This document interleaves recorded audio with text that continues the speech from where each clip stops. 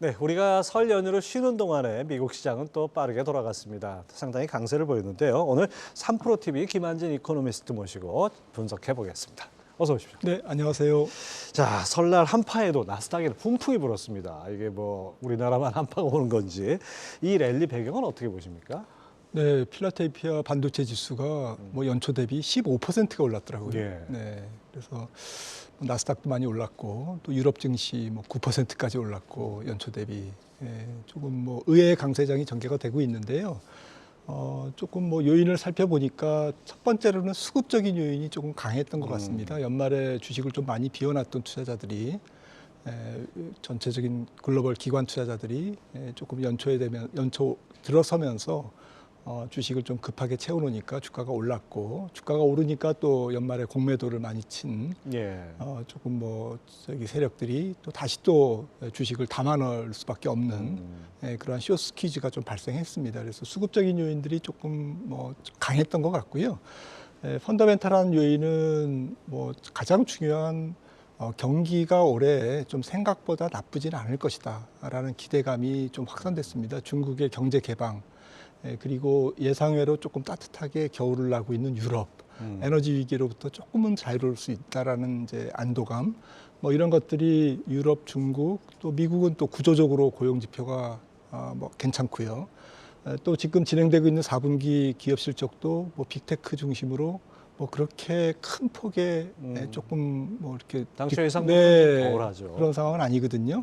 뭐 이런 것들이 조금 올해 뭐 우려했던 것보다는 경기, 기업 실적 모든 것들이 조금 안정되게 움직이지 않느냐. 경기가 좀 침체 국면으로 가더라도 좀 소프트하게 연착륙으로 가지 않겠느냐라는 기대감이 좀 반영되면서 주가가 오른 것 같습니다. 네.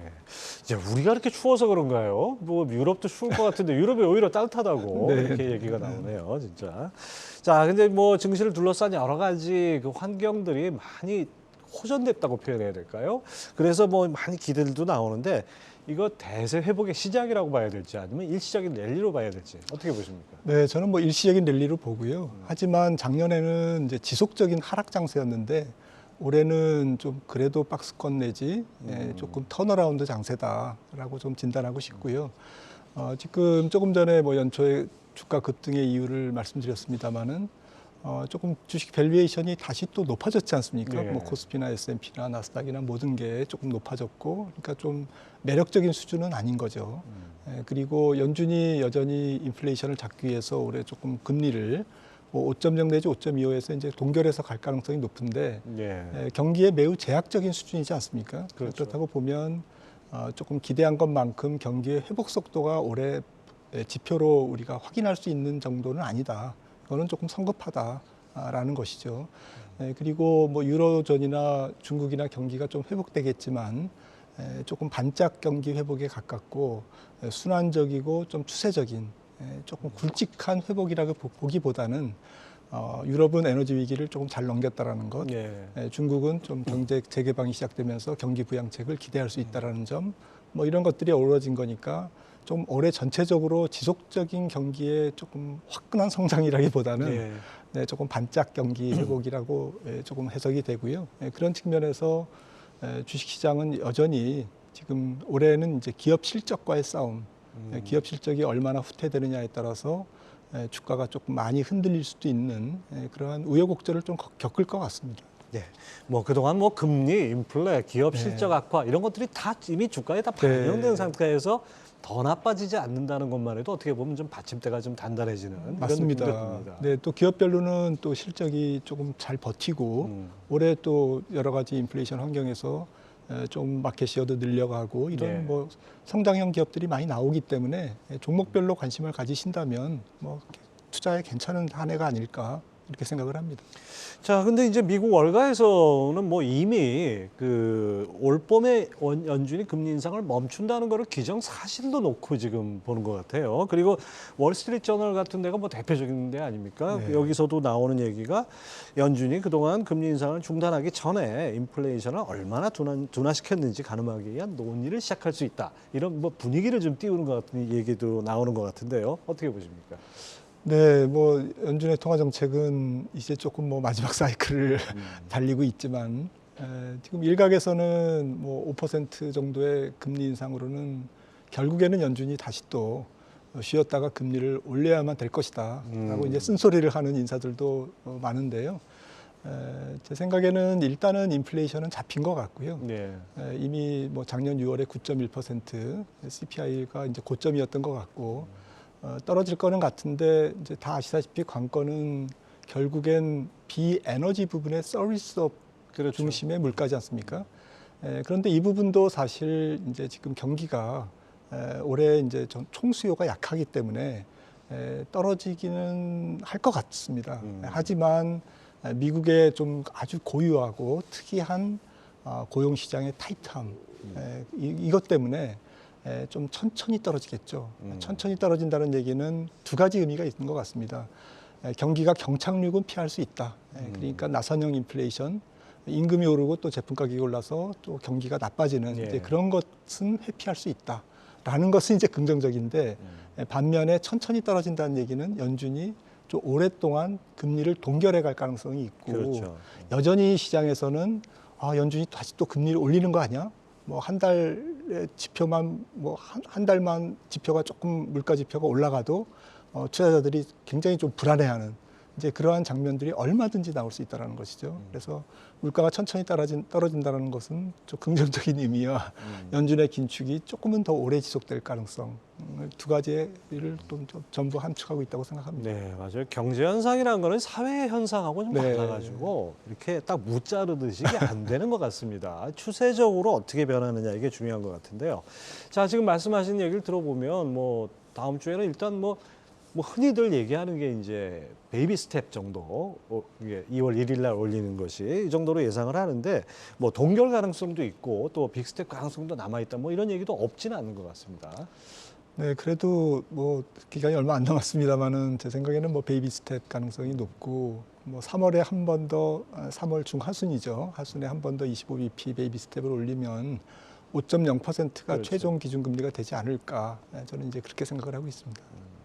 자, 그 문제는 이제 5.0이라고 시장에서 거의 컨센서스 비슷하게 이루어지고 있는데 연준의 엄포는 여전하지 않습니까? 5% 넘을 수도 있다 뭐 이런 얘기를 잘 하고 있는데 결국 뭐 동결을 하든 베이비 스텝이든 5% 넘는 금리 인상이 이루어진다면은 고통의 이연 아닌가 뭐 이런 시각도 있습니다.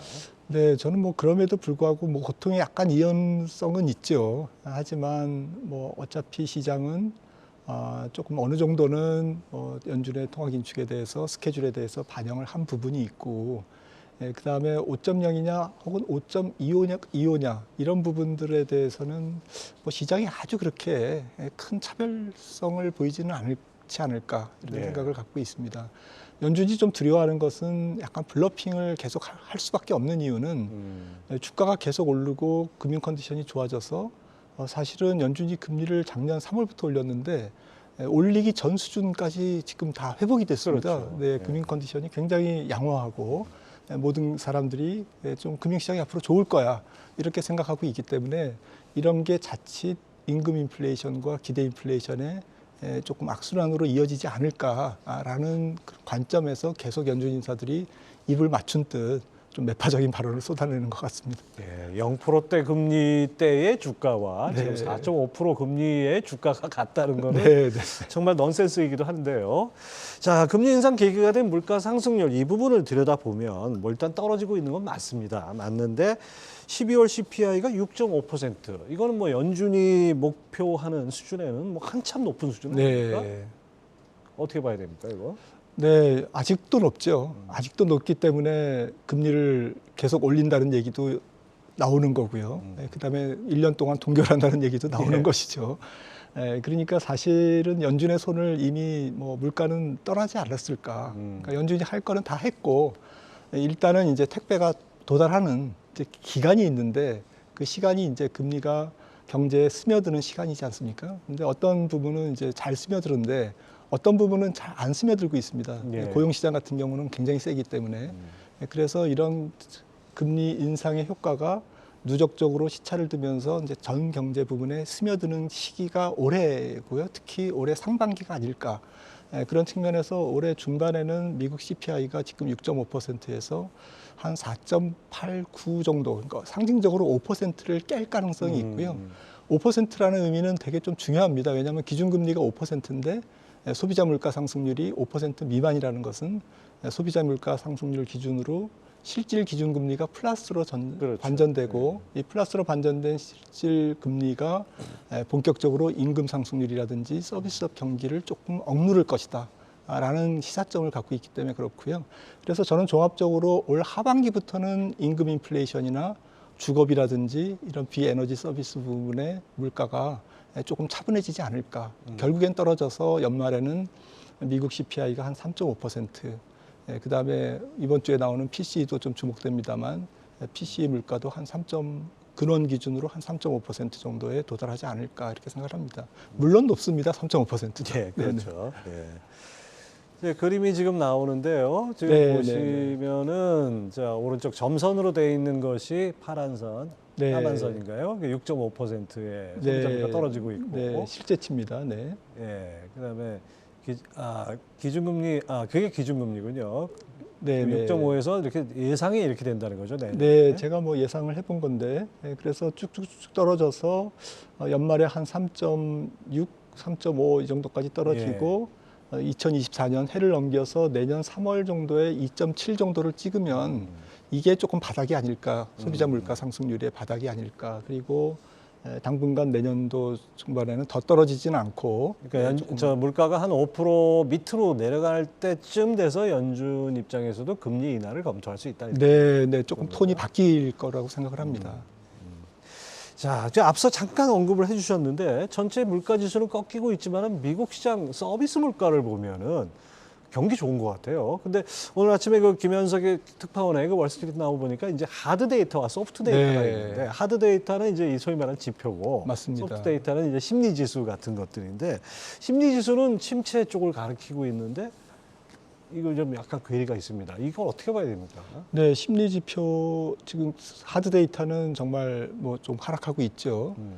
저희 연휴 사이에 나온 미국의 경기 선행 지수도 10개월째 하락하고 있고, 예. 네, 경기 선행 지수의 전년 동월비 수치는 2008년 이후에 가장 낮거든요. 네. 그러니까 실물 지표도 낮고 또 경기 선행 지표도 경기 선행 지표에서도 ISM이라든지 뭐 이런 그 소프트 데이터가 들어가 있음에도 불구하고 이거를 종합한 경기 선행 지수가 굉장히 경기 침체를 예고하고 있는 것은 사실인데 지금 말씀하신 뭐 좀 설문조사에 의존하는 예. 소비자 신뢰지수라든지 이런 부분들은 유독 지금 강합니다. 그래서 아직까지는 미국 고용시장이 강하기 때문에 조금 소비자들이 자신감을 갖고 있는 것 같고요. 그러니까 지갑을 닫긴 닫되 좀 적게 닫는 거죠. 그래서 아직까지는 남아 있는데, 근데 그마저도 제 생각에는 조금 올해 말씀드렸듯이 연 중반을 넘어가면서부터는 지금 사실 뭐 큰 규모는 아니지만 연말 연초에 많은 기업들이 이제 해고를 했지 않습니까? 예. 감원을 했기 때문에 이 감원 효과도 연 중반에는 나타나고, 그 다음에 현재 물가가 높기 때문에 실질 소득, 실질 임금이 깎이는 부분도 조금 반영되고 또 저축이 다 떨어져가지고 좀 조금 더 부지런히 일할 수 있는 여건도 조금 소비 기대 지수를 조금 누르고 이렇게 해서 연 중반부터는 소비자 기대 지수도 좀 소프트 데이터도 떨어지지 않을까 이렇게 생각을 합니다. 지난 1년을 돌아보면 연준이 뭐 인플레에 앞뜨거라 하면서 화들짝 놀래가지고 엄청나게 도망치듯이 네. 달려왔는데 이제 문제는 이러다 보니까 미국은 지금 그런 대로 괜찮은 반면에 다른 나라들이 문제 아닙니까? 우리나라를 포함한 유럽이라든지 일본도 그렇고 상당히 침체 가능성이 높아지고 있는데 이런 것들이 연준이 추가적으로 금리 인상을 하기 어려운 부분일까라는 생각이 들면서도 또 한편으로는 언제 연준이 뭐 다른 나라 신경 썼나 싶기도 하고요. 어떻게 보십니까? 맞습니다. 연준은 뭐 어쨌든 국익을 먼저 따지겠죠. 근데 연준이 아마 걱정을 하는 부분이 있을 겁니다. 중국의 재개방으로 유가가 오르고 에너지 가격, 좀 구리 가격이라든지 이런 게 지금 뛰고 있기 때문에 벌써부터 올해 전체적으로 인플레이션 다 잡혀갈 듯한 인플레이션이 다시 또 불이 붙는 것 아닐까. 그래서 중국이 어쨌든 전 세계 성장의 모멘텀으로는 넘버원이기 때문에 세계. 그래서 이런 부분들에 대해서 아마 좀 고민을 하고 있지 않을까. 그래서 만약에 유가가 마켓에서 좀 올라가는 분위기라면 계속 시장에서는 연준이 다시 또 금리를 올리는 거 아닐까라는 불안감에 다시 한번 휩싸일 수도 있다고 생각을 합니다. 하지만 실제로 액션이 취해지기는 어려운 게 전 세계 총 수요가 조금 낮아지고는 그렇죠. 있거든요. 예. 그래서 낮아지는 것을 약간 중국이 보완하는 거지. 세계은행이 전망했듯이 경제 성장률이 작년 3.0%에서 올해 한 1.7%면 거의 반으로 낮아지는 정도의 의미가 있기 때문에 그런 관점에서도 국제 유가의 상승 랠리는 조금 상단이 제한되지 않을까라고 생각을 합니다. 예. 일단 뭐 제한적이라고 하지만은 그래도 최근에 그 유가도 러시아 우크라이나 전쟁 이전 수준으로 내려왔어요. 네. 70달러대 이렇게 내려왔는데 최근에 또 이제 중국 재개방 때문에 그 82달러까지 상승한 거 이 부분이 사실 좀 걱정은 됩니다. 이 인플레라는 게 약간의 그 잔불 같은 느낌이 좀 네. 들어요. 아무리 끈다고 해도 완전히 연소가 진화되기 전에는 잔불이 남아가지고 다시 불씨가 붙을 수 있는 가능성은 언제든지 있는 거 아닌가요? 맞습니다. 중국발 유가 상승 압력 지금 매우 높아지고 있는 거죠. 그런데 뭐 일부 IB들은 뭐 110달러, 120달러도 지금 콜하고 있고요. 네. 그런 정도로 유가가 좀 상승할 가능성이 높은데 기본적으로 100달러 근처까지 움직일 가능성은 일시적으로 있어 보입니다. 지금 WTI 기준으로요. 그러니까 적지 않은 상승률이 나올 수 있고요.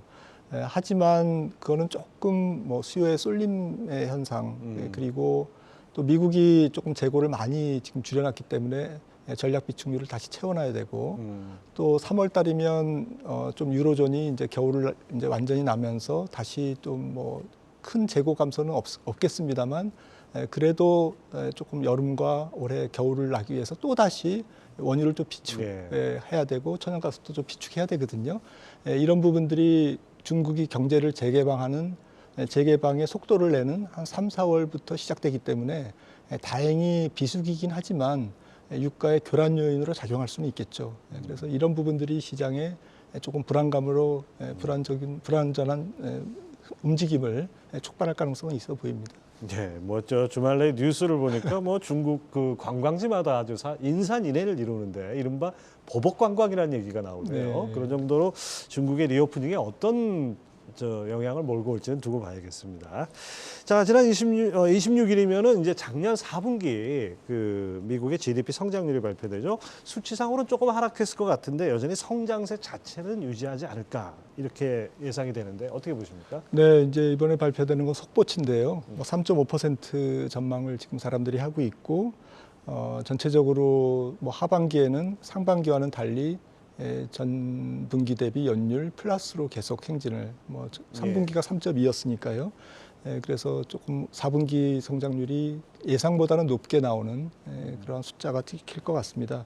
무엇보다도 미국 경제의 특징이 지금 임금과 고용 시장, 소비가 연착륙하고 있다는 거고 아직까지는 지금 4분기 GDP 나오면 뜯어봐야 되겠습니다만 경기가 좀 후퇴하는 것은 맞지만 뭐 하드 랜딩까지는 아니다. 경착륙은 아니다라는 것이 조금 많은 그런 함축적인 예고를 하는 그런 내용들이 들어가 있지 않을까 이렇게 기대를 하고 있습니다.